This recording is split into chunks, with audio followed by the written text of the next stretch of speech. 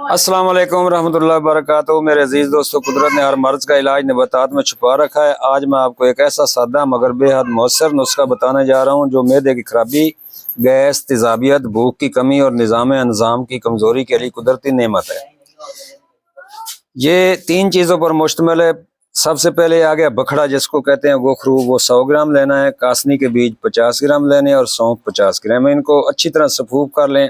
سفوف کرنے کے بعد 00 کیپسول بھر لیں۔ صبح و شام پانی کے ساتھ استعمال کریں۔ کھانے کے بعد پیارے دوستو جلدی نہیں کھانا چاہیے دوائی کو کم از کم گھنٹہ ڈیڑھ بعد کھانا چاہیے، یا کھانے سے پہلے کھانی چاہیے۔ یہ سادہ سا نسخہ دراصل معدے کے تمام کیپسولز کا قدرتی نعم البدل ہے۔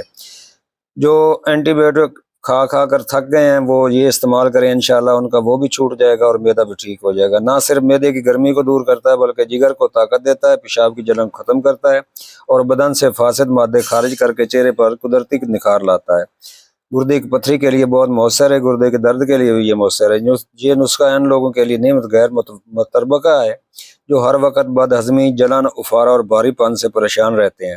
مزید یہ کہ مسلسل استعمال سے معدے کے زہریلے مادے نکل جاتے ہیں، بھوک کھل کر لگتی ہے اور جسم میں ایک نیا توازن پیدا ہوتا ہے۔ قدرتی بے ضرر اور ازمودہ یہ ہے وہ خزانہ جو انسان کو دوا سے نجات دلا کر شفا کے راستے پر لے آتا ہے۔